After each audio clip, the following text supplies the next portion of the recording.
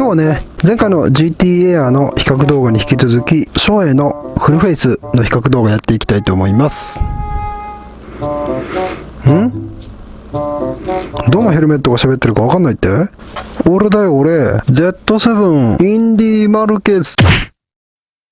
今日比較するのは Z7 GT Air 2 X14 この3つについて比較していきたいと思います。まずね、それぞれのヘルメットどんな人に向いてるかっていう結論からお伝えしていきたいと思います。 Z7 下道のツーリングもしくは普段も使うよという人はこれですね。最大の特徴は何といってもこれ軽いことですね。小さい、非常に使い勝手もいいです。内装も非常に柔らかくて肌触りもいいので、ダッチが苦にならない。ヘルメットで迷ったらとりあえずこれ買っとけレベルの安定感ですよね。ロングツーリングメインの人はこれですね。正直ね、大きさとか重量を考えると普段使いには向かないんですけれども、高速道路での安定性とか静粛性、またインナーバイザーですね、シールドの微解機能、全部ねツーリングでの進化を発揮するようになってると思うんで、ロングツーメインかなっていう人はこれを買ってください。インナーバイザーは絶対譲れないっていう人はこれ一択ですね。はい、そして最後に X14 ですね。 GTA は同様大きさとか重量を考えると、普段使いにはあまり向かないんですけども、高速道路や峠、積極的に走りを楽しみたい人、照英製品で一番安全性の高いもの、スペックの高いものが欲しいっていう人はこちらですよね。14にしかないレプリカカラーなんかも魅力的ですよね。ベンチレーション最強ですんで、夏場の暑いツーリングほんと苦しいっていう人はね、これ買ってください。ツーリングで使うのどうかなっていう人もいると思うんですけど、多いですよ、ツーリングでも被ってる人。続いてですね、性能比較表がありますんで、こちらを見ていただきたいと思います。私が比較したのは空力特性、重量、涼しさ、内装、静粛性、価格以上の6項目ですね。一番優れてる点が多いのは Z7、ヘルメット自体の基本性能とは関係がない項目もありますんで、一概に Z7 が優れているっていうわけではありません。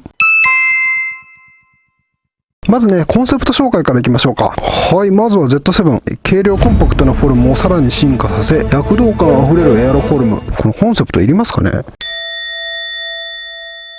早速一つ一つね、細かく紹介していきたいと思います。空力特性はこの X14 が一番優れてますね。さすがレーシングスペックですね。この形状からもわかる通りね、高速域での挙動が安定してますね。直進安定性に関しても非常にズバ抜けてますね。全く風を受けてる感じがないというかね、風の影響が最小限で抑えられている感じがしますね。空力特性に関しましてはX14 が一番っていうことはね、間違いないと思います。はい、続いてはね、この GT Air 2ですね。この GT Air 2もね、空力特性に関しましては、一般の行動レベル、高速道路のスピードぐらいのレベルであれば X14 に、負けてないぐらいの空力安定性ありますね。横を向いたり、後方確認をしたりした時のね、安定性に関しては X14 より高いかもしれないですね。風に振られる感じっていうのはこっちの GT Air 2の方が少ない感じがしました。ツーリングユースではね、こっちの方が使いやすいかもしれませんね。最後に Z7 ですね。かっこいいエアロフォルムしていてね、コンパクトで軽いっていうこと自体がね、空力特性にもかなり寄与しているというところもあるんですけれども、高速道路でのスピード域になるとちょっとね、空力特性はやや劣るかなと。直進安定性にしろ、頭を左右に向けた時にしろ、風のね受け方はこの2つよりやっぱり強く受ける印象がありましたね。はい、続いては重さの比較ですね。重さに関しましてはね、やっぱり Z7 が一番軽いですよね。今回比較した M サイズの重量については Z7 と GT Air この2つで 200g の差がありますね。 Z7 と X14 に関しましてはね 260g、 結構ね差が大きいんですよね。ちなみに赤い数字は Z7 の重量を1とした時の他のヘルメットの同じサイズの重量比です。例えば Z7 の M サイズが1ですが GT Air 2の M サイズはその 1.15 倍だということです。静粛性に関しましては80キロと100キロの高速道路の走行テストを行いましたので、そちらの方をどうぞ。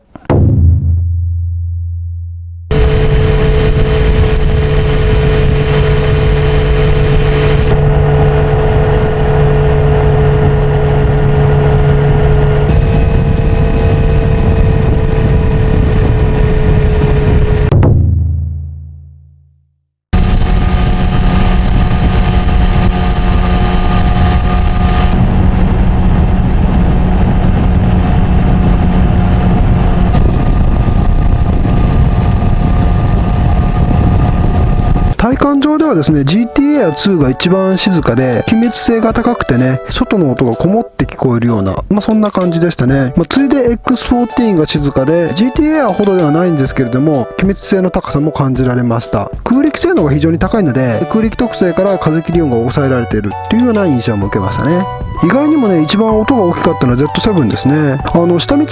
ではですね、非常に静かということで、おそらくこれがね、最強の静粛性を誇るんじゃないのかなというふうに予想してたんですけども、高速走行になるとね、この Z7 が一番音が大きく感じましたね。ベンチレーションに関しましては X14 が一番涼しいです。次いで Z7 で最後に GTR という感じですね。ベンチレーションの箇所なんかね、詳しく見ていきましょうか。はい、まずは X14 からですね。インテークは頭部に2箇所、口元に2箇所、口元の下の方はね、チークベントシステムということになってます。後頭部のね、エアアウトレットも中央と左右のシルバーの羽の下にね、穴があります。リアスポイラーの一番とんがっているところ、正面のロゴの下の方にもね、エアアウトレットの穴が設けてあります。内装を外すとこんな感じです。エアルートの溝はね、さほど深く掘られてはいないんですけれども、その全体的な形状による空力特性の高さをね、利用した非常に高効率なね、換気ができているっていうような印象ですよね。後頭部の穴も多めに設けられてます。チークパッドの裏側はチークベントシステム、風の吹き出し穴がついてます。この丸いところですね。Z7 も頭頂部にインテークが3つ、口元に1つ、顔のね、前面部分は X14 と同じ4箇所ですね。そして後頭部のエアアウトレットは、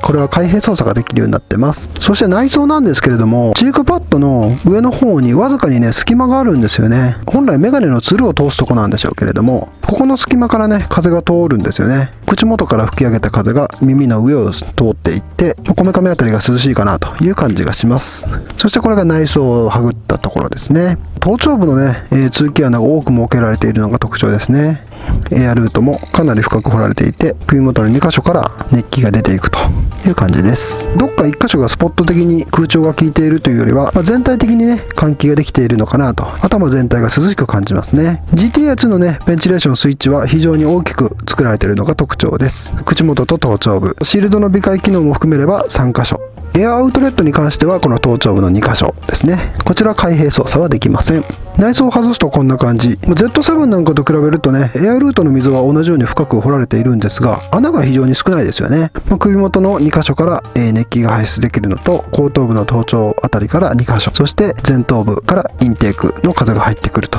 いう感じです。Z7 とは違ってね、ピンポイントでね、風が入ってくるっていうような印象なんですよね。ベンチレーションに関しては結構ね、人によって感じ方違うと思うんですけれども、X14 に関しては、これはね、多分誰が被っても一番涼しいのはこいつだと思いますね。風の流入量が非常に多いというのもあるんですけども、こちらのチークベントシステム、口から頬の方にね、風が入っていって、チークパッドの熱こもりを解消してくれる。これもね、夏場に威力を発揮してくれるんじゃないかなと。夏場はね、もうぜひこれがおすすめ。次いで Z7 という感じになるんですけれども、全体的に空調が効くという風にはお伝えしたんですけれども、額からね、この3箇所入ってくるエアもね、しっかりね、額に風感じますね。頭にね、溝が深く掘られてるんで、前から後ろにしっかりね、風が流れている感じってのはありますね。どっか一箇所っていうよりは、頭全体がこう空調されてるっていう感じ。非常に快適です。ちらっとお話ししたんですけども、これメガネのつるを通すあたりもね、わずかにね、この切れ込みがあるおかげで、口元から吹き上げた風がね、こっちの耳の横の方に入っていくんですよね。これ本来ね、ベンチレーションのつもりで設けた溝じゃないんでしょうけれども、意外とね、耳の周辺が涼しく感じるんですよね。そして最後に GT エアなんですけれども、頭頂部1箇所からの風の流入量だけで言えば Z7 よりも上なんですよ。結構ガツンと入ってきて、涼しいなってのはわかるんですけど、この額の周辺はインナーバイザーがついてる分、どうしてもね、インテークが設けられないんですよね。この辺りがね、熱を持ちやすいというか、熱くなりやすい感じがするんですよね。ここの1箇所、こうガツンと風が入ってきて、前から後ろに風が流れるっていう点においては、これも Z7 と同様非常に優秀なんですよね。で、旧 GTA と違ってね、頭の8回り、こっちでもね、わずかに風を感じるようなになってますね。ただね、さっき内装をはぐって見てもらった通り、後頭部周辺にね、やっぱり穴がね、少ないんですよ。この空気を吸い出す、熱気を吸い出す、この効果っていうのは、ある程度スピードが乗ってないと、その効果は弱いかもしれませんね。続いては内装ですね。一番内装が心地よいと感じるのは Z7。続いて GTR2。そして最後に X14 ですね。Z7 はね、この肩口の部分がえぐれてるんで結構特徴的な形をしてるんですけれども、このえぐれてる部分のチークパッドが非常に厚くなっております。チークパッドの下の方はねボリューム感を持たせているので、頬の下から包み込むような装着感がありますね。また表面もね起毛生地が使われているんで、脱着時に肌のあたりが柔らかくて擦れが軽減されていますね。脱着時にね肩口のえぐれ部分まで紐を引っ張ることができるので被りやすくなってますね。後方確認など首の運動性も向上させています。ちなみに顎紐は D リングですね。 GT-R2 の内装もね、Z7 同様起毛生地が使われていて非常に肌のあたりは柔らかくなってます。そしてチークパッドの中身がこちら、メガネのねつるを通すところのスポンジが柔らかいものが使われてまして、こめかみへのね当たりがね柔らかくなってますね。もちろんねメガネをかけたままインナーバイザーを下ろすことも可能です。ちなみにね顎紐はマイクロラチェット式バックルですんで、首に当たらないかどうか確認してみてください。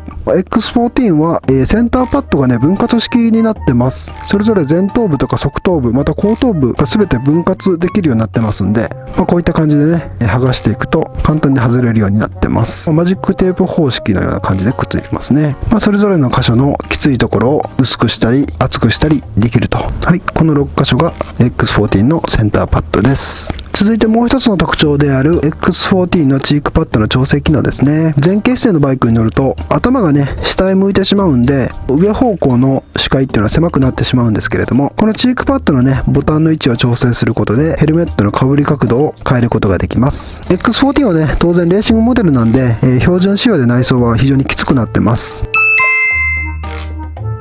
価格の方は、Z7 がソリッドカラーが45,000円、グラフィックが53,000円になってます。続いて GT-R 単色が、51,000円からグラフィックが59,000円。